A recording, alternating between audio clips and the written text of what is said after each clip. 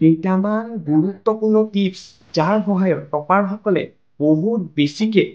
নপঢ়িও সিহঁতে বহুত ধুনীয়াকে লিখি পেলাই বহুত বেছিকে মাৰ্কছ পায়। সেই টিপছখিনি তোমালোকে জানানে নাই? যদি নাজানা তোমালোকৰ বাবে এই ভিডিঅ'টো নিৰ্মিত কৰিছো। তোমালোকে সম্পূৰ্ণভাৱে চোৱা, সম্পূৰ্ণ নলেজ তোমালোকক দিম কেনেকৈ বোৰ্ড এক্সামত তোমালোকে ধুনীয়াকৈ লিখিলে তোমালোকে সম্পূৰ্ণ মাৰ্কছ পাবা। নমস্কাৰ, মোৰ নাম অলক দাস। তোমালোকে হয়তো দেখিছা কিছুমান ষ্টুডেণ্টে নপঢ়াকৈ বা খুব কম পঢ়ি পেলাই তেওঁলোকে খুব ধুনীয়া এটা মাৰ্কছ পায় আৰু সেই টিপছখিনি সিহঁতে ফ'ল' কৰে আৰু সেই টিপছখিনি তোমালোকক মই আজি জনাই দিম। কিছুমান ৰাইটিং স্কিল থাকে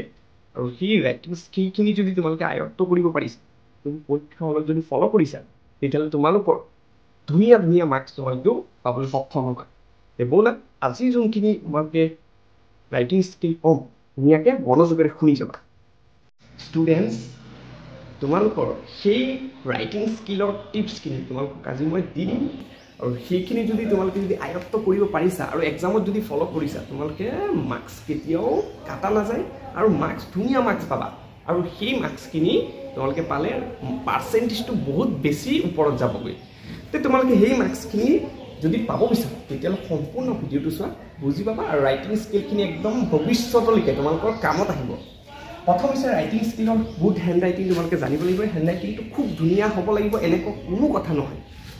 তোমালোকে যিটো লিখি আছা সেই লিখাটো কোনোবাই যদি পঢ়িব পাৰিছে,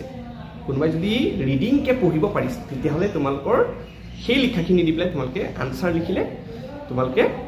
ধুনীয়া এটা মাৰ্কছ পাবা। এনেকুৱা নহয় যে তোমালোকে বোৰ্ড পৰীক্ষা দিবলৈ যে মেট্ৰিক পৰীক্ষা দিবলৈ গৈ আছা, তোমালোকে ঘৰত একদম পূৰা গুড হেণ্ড ৰাইটিং দি পেলাই লিখাৰ অভ্যাস কৰি আছে, এনেকুৱাও নহয়। তোমালোকে যি লিখি আছা তোমালোকে তাত গৈ পেলাই একদম ধুনীয়া হেণ্ড ৰাইটিং কৰিলেহে তোমালোকে ফুল মাৰ্কছ পাবা, এনেকুৱা কোনো কথা নহয়। হয়, এনেকুৱা হয় যে কোনোবাই এটাই যদি লিখিছে তাৰ আখৰ ইমানেই বেয়া যে মই তাক মাতি আনিব লগা হৈছে যে তুমি কি লিখিছা মোক একবাৰ পঢ়ি দিয়াচোন, এনেকুৱা যদি হয় তেতিয়াহ'লে তাৰ মাৰ্কছ কাটা যাব। তাৰ যদি কোনোবাই যদি এনেকুৱা যদি চাই আছা তেতিয়াহ'লে তোমালোকৰ অলপ যত্ন কৰিবা যাতে তুমি যি লিখিছা সেইটো যাতে বুজি পায় আৰু এজন মানুহে। প্ৰথম কথাটো হৈ গ'ল তোমালোকৰ যে তুমি যি লিখি আছা যাতে কোনোবা এজনে বুজি পায় তেনেকুৱা লিখিলে হৈ যাব। ঠিক আছে, প্ৰথম তুমি ধৰি লোৱা 1 নম্বৰ প্ৰশ্নটো লিখিলা। 1 নম্বৰ প্ৰশ্নটো লিখি পেলাই তোমালোকে যেতিয়া 2 নম্বৰত যেতিয়া যাবা তোমালোকে অকণমান গেপ মেইনটেইন কৰিবা। কথাটো বুজি পাইছা? 1 নম্বৰ আনচাৰটো ধৰি লোৱা লিখিলা, ইমানলৈকে লিখিলা, লিখি পেলাই অকণমান জাষ্ট লাইক অকণমান যে মই এতিয়া চোৱা বৰ্ডত বুজাবলৈ মই বহুত দীঘল দি আছোঁ, জাষ্ট অকণমান জেগা এৰি পেলাই তোমালোকে নেক্সট কুৱেশ্যনটো তুমি লিখিবলৈ আৰম্ভ কৰিবা। তেনেকৈ কৰিব লাগিব, একদম থেপাথেপি নকৰিবা। আৰু এটা কথা, এটা লাইনত তুমি লিখি আছা, এটা লাইনত তোমালোকে বেছি শব্দ সোমাই নিদিবা, থেপাথেপি নকৰিবা, গেপ মেইনটেইনো কৰিবা তোমালোকে শব্দবিলাকৰ মাজত। আকৌ দুটা প্ৰশ্নৰ মাজত তোমালোকে সেইটোতো গেপ মেইনটেইন কৰিব লাগিব। আকৌ তোমালোকে এই গেপত তোমালোকে এণ্ডিং পইণ্ট কিছুমান দি দিবা। ঠিক আছে, বহুত ধুনীয়া পইণ্ট। আৰু এইখিনি টিপছ কিন্তু মই বহুত কিছুমান টপাৰ ষ্টুডেণ্টবিলাকক সুধিছোঁ, তেওঁলোকে ফ'ল' কৰে আৰু বহুত ধুনীয়া ধুনীয়া মাৰ্কছ পায়। তোমালোকে এইখিনি ফ'ল' কৰিলেহে কিন্তু মাৰ্কছ পাবা। ঠিক আছে, কোনোবাই যদি ফ'ল' কৰিম বুলি ভাবিছা তোমালোকে কমেণ্টত জনাবা ফ'ল' কৰিম বুলি। ঠিক আছে, এইখিনি মেইনটেইন কৰিবা। আৰু এটা কথা তোমালোকে কৈ দিওঁ, তোমালোকে যিমান পাৰা ছিকুৱেঞ্চত তোমালোকে কুৱেশ্যনখিনি লিখিবা। ছিকুৱেঞ্চত মানে কি? মানে তোমালোকে 1 নম্বৰ লিখিলা, 2 নম্বৰ লিখিলা, 3 নম্বৰ লিখিলা, 4 নম্বৰ এনেকুৱা লিখিব যত্ন কৰিবা। যিমান পাৰা এনেকুৱা লিখিব পাৰিবা। এই টিপছটো বহুত ইম্পৰ্টেণ্ট। যোনে বহি চাই তেওঁলোকক মই সুধিছোঁ যে তেওঁলোকেও কৈছে যে ছিকুৱেঞ্চত বহীখন চালে তেওঁলোকে বহুত বেছিকৈ মাৰ্কছ দিব পৰা যায়। কেনেকৈ চোৱা, তোমাক যদি মই বহী এখন যদি চাব দিলোঁ হয় পৰীক্ষাৰ বহী, তোমালোকে ধৰি লোৱা 1 নম্বৰটো কোনোবা এজন ষ্টুডেণ্টে 1 নম্বৰটো লিখিছে, গৈ পেলাই 1 নম্বৰটো লিখি পেলাই ডাইৰেক্ট ধৰি লোৱা 12 নম্বৰটো লিখিছে, আকৌ 12 নম্বৰৰ পিছত 5 নম্বৰত আহিল। এনেকুৱা লিখিলে তুমি চাবা বহীখন পাল্টাই থাকিব লাগিব, প্ৰশ্ন পেপাৰো পাল্টাই থাকিব লাগিব, এনচাৰ শ্বীটটো পাল্টাই থাকিব লাগিব। এনেকুৱা হ'লে অসুবিধা হ'ব, তোমাৰে বহী চাবলৈ অসুবিধা হ'ব। আৰু যোনে তোমাৰ বহীখন চাব তেওঁতো এনেকুৱা তুমি যদি লিখা তেওঁ এনেকুৱা প্ৰব্লেম ফেচ কৰিব। এনেকুৱা প্ৰব্লেম যাতে ফেচ নকৰিবলৈ তোমালোকে একদম ছিকুৱেঞ্চত প্ৰশ্নখিনি লিখিবা। এতিয়া বহুতে প্ৰশ্ন কৰিব স্যাৰ মই যদি 1 নম্বৰটো যদি পাৰোঁ 2 নম্বৰত ধৰিলোঁ নোৱাৰোঁ 3 নম্বৰত নোৱাৰিলোঁ 4 নম্বৰত পাৰিলোঁ ধৰি লোৱা এইটো কি হ'ব নোৱাৰা প্ৰশ্নখিনি কি কৰিম এৰি দিম তোমালোকে হয়তো তোমালোকে নোৱাৰিব পাৰা ধৰি লওক বা এনেকুৱা হৈ যাব পাৰে বা তোমালোকে হয়তো পাৰিবা তোমালোকে অলপ মনত পেলাব লাগিব তোমালোকে এটা কাম কৰিবা যিখিনি পাৰা ধৰি লোৱা 1 নম্বৰটো তুমি পাৰিছা নহয় 1 নম্বৰটো তুমি লিখিলা ধৰি লোৱা 4 নম্বৰটো লিখিলা এনেকুৱা চিৰিয়েলত গৈ থাকিবা যোনকেইটা পাৰা নাই বা যোনকেইটা অলপ ভাবি চিন্তি লিখিব লাগিব সেইকেইটা একদম পিছত লিখিবা কথাটো বুজি পাইছে একদম পেপাৰখন হৈ যোৱাৰ পিছত লিখিবা ঠিক আছে এনেকুৱা চিৰিয়েলি গৈ থাকিবা হয়তো তেওঁ বুজিব ন গোটেই সম্পূৰ্ণ চিৰিয়েলি কোনে পাৰিব আৰু কোনেও নোৱাৰে নহয় জানো একদম চিৰিয়েলি কোনে পাৰিব কুৱেশ্যনখন কিছুমানে ভাবি ভাবি লিখিব একদম শেষত যে তোমালোকে যেতিয়া আকৌ শেষত লিখিবা তেতিয়াও আকৌ তোমালোকে প্ৰথমত আকৌ 3 নম্বৰ আৰম্ভ কৰি নিদিবা আকৌ 2 নম্বৰ আৰম্ভ কৰিবা তাৰপিছত 3ত আহিবা তাৰপিছত আকৌ যোনটো নোৱাৰো তাতে আহিবা সেইখিনি কথা তোমালোকে অলপ চিন্তা চৰ্চা কৰি পেলাই তোমালোকে পৰীক্ষা হলত তোমালোকে লিখিব লাগিব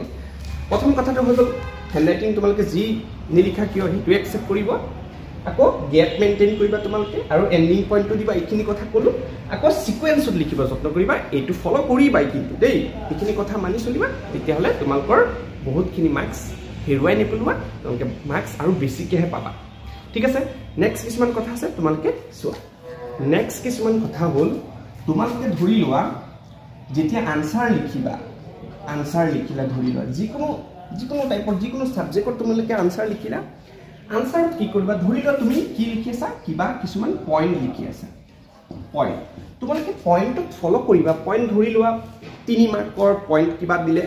তে তুমি যদি 3 মাৰ্কৰ যদি পইণ্ট যদি দিছে লিখিবলৈ তুমি কি কৰিবা তুমি 1 নম্বৰ 2 নম্বৰ 3 নম্বৰ তুমি এটা বেছি লিখি দিবা 4 নম্বৰতে লিখি দিবা বহুত ষ্টুডেণ্টে সেইটোৱেই ভুল কৰে যে 3টা পইণ্ট লিখিব দিলে 3টাই লিখি আহে তোমালোকে এটা বেছি লিখি আহিবা ঠিক আছে সেইটো বহুত প্লাস পইণ্ট মানে এতিয়া পইণ্ট লিখোতে তোমালোকে কথা কিছুমান গুৰুত্ব দিবা যেতিয়া কিছুমান হৈ যায় যে একদম একুৰেট পইণ্টটো তোমালোকে নাজানিবও পাৰা কি প্ৰশ্ন কৰিছে আৰু সেই প্ৰশ্নৰ ভিতৰত তুমি সেই পইণ্টটো তোমালোকে অলপ মনত থাকিব পাৰে কিছুমান পাহৰিছা কিছুমান মনত থাকিব পাৰে তে তোমালোকে কি কৰিবা এই 1 নম্বৰত তোমালোকে একদম যোনটো কাৰেক্ট পইণ্ট যোনটো এই কুৱেশ্যনটোৰ ৰিলেটেডেই হয় একদম একুৰেট পইণ্টটো তোমালোকে 1 নম্বৰত লিখিবা আকৌ 2 নম্বৰটো সেম তোমালোকে একদম একুৰেট পইণ্টটো তোমালোকে লিখিব যত্ন কৰিবা যোনটো প্ৰশ্ন কৰিছে সেইটোৰ আনসাৰটো ডাইৰেক্ট 1 নম্বৰ আৰু 2 নম্বৰ তোমালোকে লিখিব যত্ন কৰিবা 3 নম্বৰত তোমালোকে যি লিখা তোমালোকে মনত কৰি পেলাই বনাই তোমালোকে যি লিখা 3 নম্বৰ 4 নম্বৰ তোমালোকে যি লিখা তোমালোকে লিখিব পাৰিবা কিন্তু 1 নম্বৰ আৰু 2 নম্বৰত তোমালোকে একুৰেট পইণ্টটো তোমালোকে লিখিব যত্ন কৰিবা তেতিয়া এক্সামিনাৰজনে যেতিয়া 1 নম্বৰ আৰু 2 নম্বৰত যেতিয়া দেখা পাই যাব যে হয় কুৱেশ্যনটো দেখোন জানে একদম একুৰেট পইণ্ট লিখিব পাৰিছে তেতিয়া তোমালোকে মাৰ্কছখিনি এনেই ইজিলি পাবলৈ যত্ন কৰিবা ঠিক আছে পইণ্টৰ কথা ক'লোঁ তাৰপিছত তোমালোকে মনত ৰাখিবা তোমালোকে যেতিয়া লং কুৱেশ্যন যেতিয়া লিখিবা লং কুৱেশ্যনত তোমালোকক মই কৈ আছো চোৱা লং কুৱেশ্যনত কি কৰিবা তোমালোকে লং কুৱেশ্যনত এটা প্ৰথম ইন্ট্ৰডাকশ্যন হিচাপে এনেই এটা লিখি দিব যত্ন কৰিবা কেনেকৈ ধৰি লওক কিবা এটা প্ৰশ্ন কৰিছে বোলে মুৱামৰীয়া বিদ্ৰোহৰ ওপৰত কিবা কুৱেশ্যন সুধিছে তোমালোকক তে মুৱামৰীয়া বিদ্ৰোহৰ ওপৰত তোমালোকে জাষ্ট 1 লাইন বা 2 লাইন তোমালোকে ইন্ট্ৰডাকশ্যন হিচাপে লিখিবা তাৰপিছত পেৰাগ্ৰাফটো চেঞ্জ কৰিবা পেৰাগ্ৰাফটো চেঞ্জ কৰি পেলাই তোমালোকে আকৌ ডিসক্ৰিপশ্যনত তোমালোকে ধুনীয়াকৈ প্ৰথমটো ইন্ট্ৰ দিবা 1 নম্বৰত তোমালোকে ইন্ট্ৰ দিবা লং কুৱেশ্যনত ইন্ট্ৰ এটা দিবা এনেই দি দিবা আৰু কিবা এটা কুৱেশ্যনটো ৰিলেটেডে থাকিব লাগিব জি টি নিদিবা 2 নম্বৰত কি কৰিবা ডিসক্ৰিপশ্যন লিখিবা ডিসক্ৰাইব কৰি দিবা কি কুৱেশ্যন কৰিছে তাৰ ওপৰত কুৱেশ্যনটো লিখিবা ঠিক আছে 3 নম্বৰত তোমালোকে একদম কনক্লুজন এটা দিবা কনক্লুজন কি হ'ব যে সামৰণি আৰু তোমালোকে কুৱেশ্যনটো কি কৰিছে সেই কুৱেশ্যনৰ ৰিলেটেডে তোমালোকে যে হেহে এনেকা ঠিক আছে এনেকা দি দিবা বা আমি অংকটো কি কৰোঁ এতেকে xৰ মান এইটো হয়নে নাই আমি এনেকা কৰোঁ সেই তেনেকুৱাকৈ তোমালোকে লং কুৱেশ্যনত তোমালোকে ইন্ট্ৰডাকশ্যন অলপ দি দিবা পেৰাগ্ৰাফ চেঞ্জ কৰিবা আকৌ ডিসক্ৰিপশ্যন লিখিবা ডিসক্ৰিপশ্যন লিখি পেলাই আকৌ পেৰাগ্ৰাফ চেঞ্জ কৰি অকণমান কনক্লুজন এটা দি দিবা তে এনেকুৱাকৈ তোমালোকে যদি লিখা তেতিয়াহ'লে তোমালোকে বহুতখিনি মাৰ্কছ কেৰি কৰিব পাৰিবা ঠিক আছে ক'লোৱে নেক্সট তোমালোকক যদি ডিফাৰেন্স পাৰ্থক্য যদি শুনে ঠিক আছে ডিফাৰেন্স ইয়াতে কৈ দিছোঁ চোৱা ডিফাৰেন্স ডিফাৰেন্সৰ কাৰণে তোমাক কি কৰিবা বাকচ বনাবা ডিফাৰেন্সত তোমালোকে চাগে বহুতে বাকচ বনোৱা শিকিছা তোমালোকে বাকচ বনাব চেষ্টা কৰিবা ঠিক আছে ধৰি লোৱা এ আৰু বিৰ মাজত ডিফাৰেন্স হৈছে তে ধৰিবা এ এনেকা লিখিবা আকৌ সেম বি এক নম্বৰ কিবা এটা লিখি দিবা পাৰ্থক্যটো গম পোৱাই তোমালোকে কেনেকৈ লিখিব লাগে যে এ হৈছে ইংৰাজী বৰ্ণমালাৰ ফাৰ্ষ্ট এলফাবেট বি হৈছে ইংৰাজী বৰ্ণমালাৰ সেকেন্ড এলফাবেট বাস এনেকাকে লিখিবা আনহাতে ইয়াতে ইউজ নকৰিবা সৰুতে আমি আনহাতে ইউজ কৰিছিলো এতিয়া বক্স বনাই পেলাই তোমালোকে ধুনীয়াকৈ এনেকা ডিফাৰেন্সেছ বিলাক লিখিব যত্ন কৰিবা আৰু কিছুমান থাকি যাব পাৰে নজনা কোৱেশ্চন বা পাহৰি যোৱা কোৱেশ্চন তোমালোকে কি কৰিবা হেতুৰ কাৰণে তোমালোকক এটা মই টিপছ দি দিছো তোমালোকে এটা কাম কৰিবা যেতিয়া কিছুমান কোৱেশ্চন এনেকা হৈ যায় যে হয় মই ৰাতিপুৱা পঢ়িছো বা ৰাতি পঢ়িছো বা সেই দিনাখন পঢ়িছিলো কিন্তু মনত নাই তোমালোকে কি কৰিবা তোমালোকে গোটেই প্ৰশ্নটো পঢ়িবা ধুনীয়াকৈ পঢ়ি পেলাই তোমালোকে ডিফাইন কৰিব চেষ্টা কৰি যে কোনটো চেপ্টাৰৰ পৰা এইটো প্ৰশ্ন দিছে চেপ্টাৰৰ পৰা প্ৰশ্ন দিছে তোমালোকে যদি ফাইন কৰিব পাৰিছা উলিয়াব পাৰিছা বোলে এইটো পাঠৰ পৰা দিছে ঠিক আছে ধৰি লোৱা নিয়ন্ত্ৰণ আৰু সমন্বয় পাঠটোৰ পৰা দিছা সেই নিয়ন্ত্ৰণ আৰু সমন্বয় পাঠৰ কোনটো টপিকৰ পৰা দিছে সেইটো তোমালোকে চাবা চিন্তা কৰিবা কোনটোৰ পৰা দিছে কোনটো টপিকৰ পৰা দিছে যদি উলাব পাৰিছা লাহে লাহে তোমালোকে চেষ্টা কৰি মনত কৰিব চেষ্টা কৰিবা তোমালোকৰ ইজিলি তোমালোকে মনত কৰিব আৰু তোমালোকে ধুনীয়াকৈ সেই ষ্টেপখিনি মই যোনখিনি কলো মই আকৌ পুনৰাবৃত্তি কৰি দিছো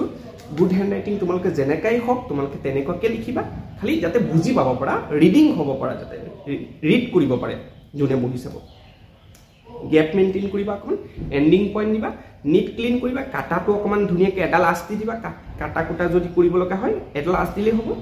আকৌ লং কোৱেশ্চন হলে ইন্ট্ৰোডাকশন ডিসক্ৰাইব কৰিবা কনক্লুজন দিবা আকৌ আনসাৰখিনি তোমালোকে যদি পইণ্টত লিখিব বিচাৰা 1 নম্বৰ 2 নম্বৰ পইণ্টটো একদম হেভি পইণ্ট লিখিবা 3 নম্বৰ 4 নম্বৰ তোমালোকে অকমান চেষ্টা কৰিবা যে নিজে অকমান বনাই যদি মনত থাকে তো একো টেনচনই নাই তোমালোকে বনাই চেষ্টা কৰিবা যে জিটি আকৌ পইণ্ট সোমাই নিদিবা বোলে ছাৰে কৈছে জিটি পইণ্ট নহয় তোমালোকে অকমান চাবা ভাবি চিন্তি কৰি পেলাই তোমালোকে লিখিবা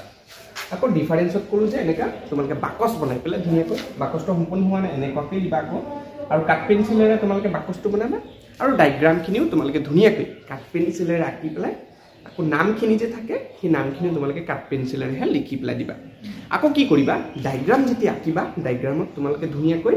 ছবিটোৰ ওপৰেদি এটা বৰ্ডাৰ আঁকি দিবা আৰু তলত চিত্ৰৰ নামটো লিখিবা এইবোৰ কৰিলে তোমালোকে বহুত ধুনীয়া এটা মাৰ্কছ পাব পাৰিবা আৰু টপাৰ সকলেও এইখিনি টিপছই ফলো কৰে আৰু এইখিনি তোমালোকে যদি টিপছ ফলো কৰা তেতিয়ালে তোমালোকৰ ৰিজাল্ট বহুত ভাল এটা মাৰ্কছ আহিব ঠিক আছে সো আজিলৈ মই অলক দাস এইখিনি কৈ পেলাই তোমালোকক বিদায় লৈছো অল দা ভেৰি বেষ্ট সকলোৰে পৰীক্ষা বহুত বেছিকৈ ভাল হ'ব যোৱা একদম ফালি চিঙি পৰীক্ষা দিয়া